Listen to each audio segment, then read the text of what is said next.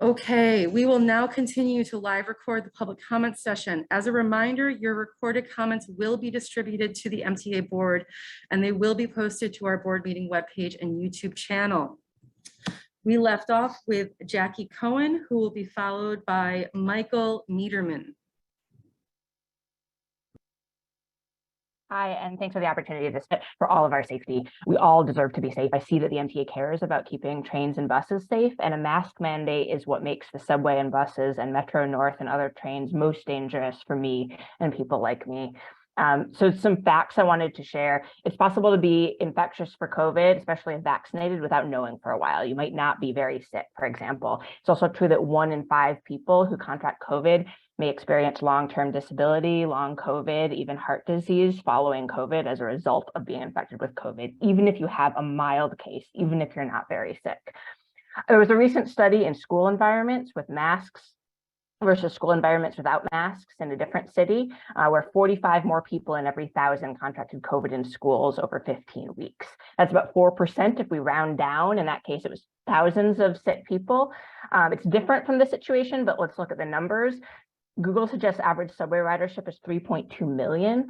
Say 4% of those people get COVID because people don't know that the right thing is to wear masks. That could be 128,000 people a day, which is possible because we know that people don't report their home tests and lots of people are sick with COVID without knowing it.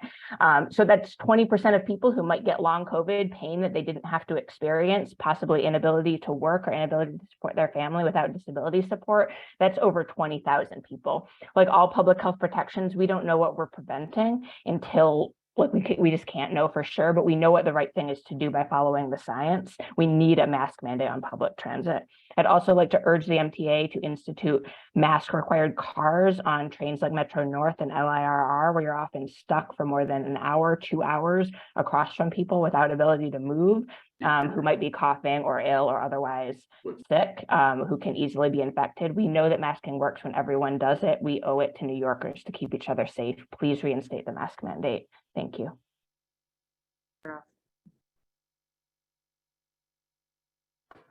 Thank you. Our next speaker will be Michael Niederman, followed by Myra Batchelder.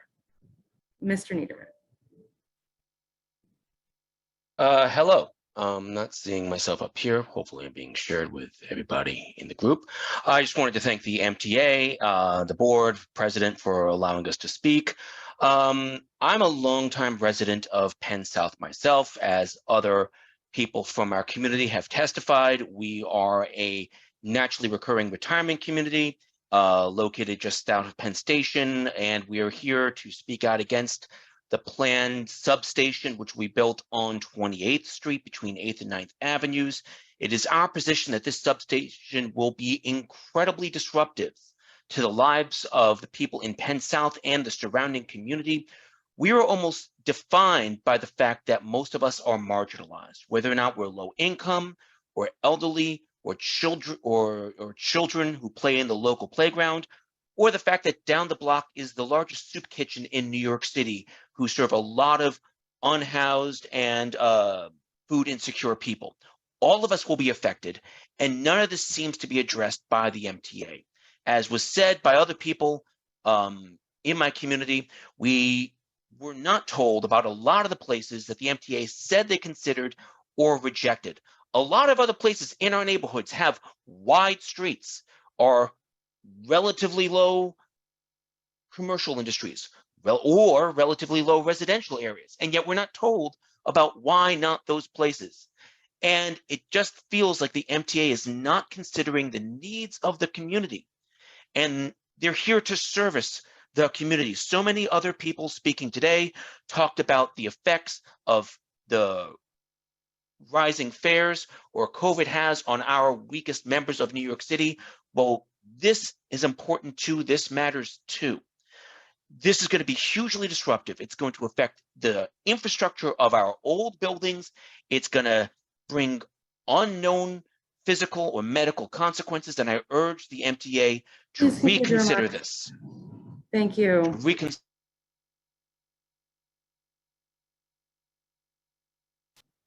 Our next speaker will be Myra Batchelder, who will be followed by Cate Hernandez.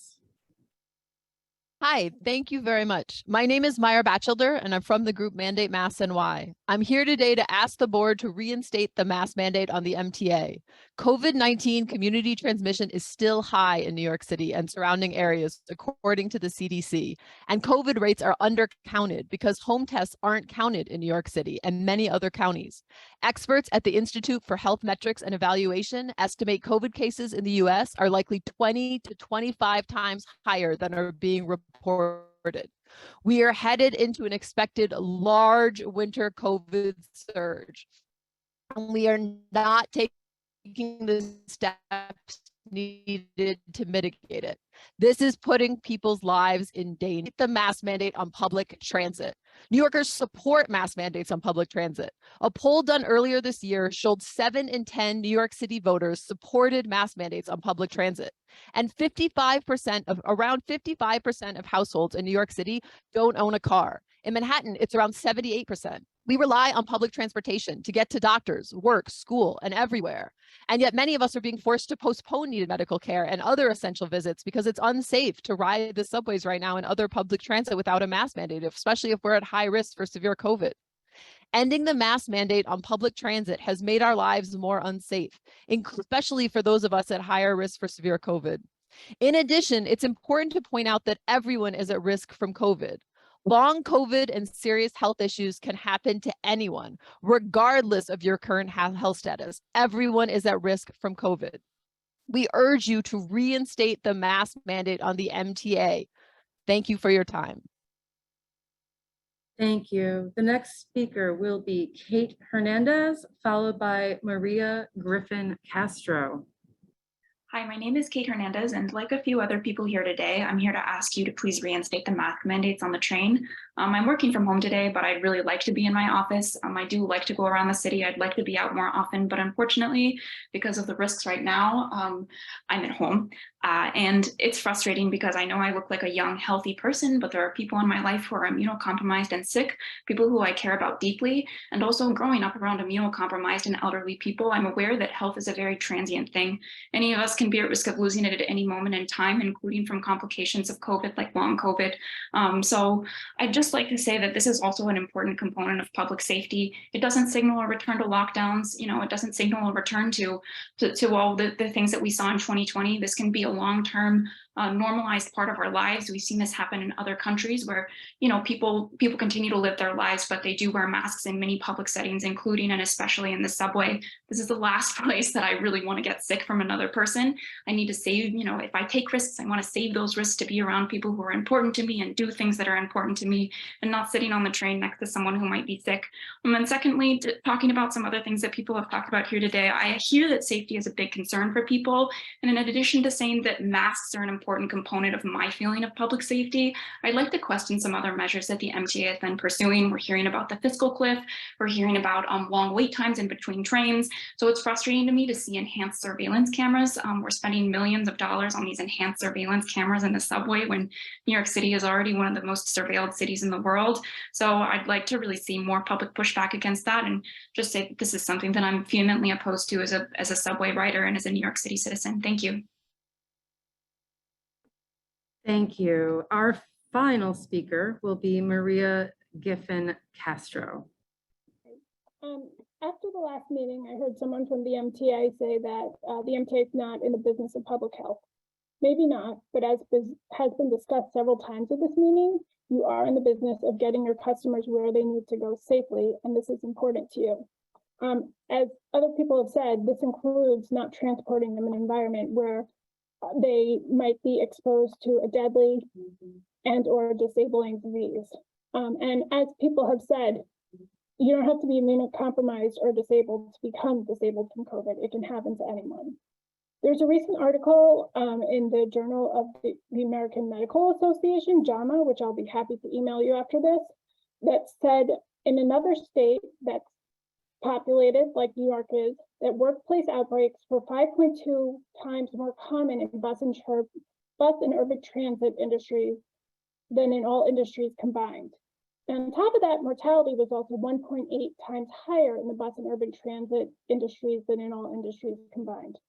even if you take all the human suffering out of this, how does running the system like this and allowing this virus to run rampant financially benefit the MTA? How does it financially benefit you to be running a model where people are avoiding the system when they can, when you have employees who need to take more sick time than they might normally need to? Or a system where you have to take on the financial cost of recruiting, hiring, and training new employees more frequently than you need to. If you don't want to think about this from a disease point of view, please think about it from a financial point of view. Thank you. Thank you.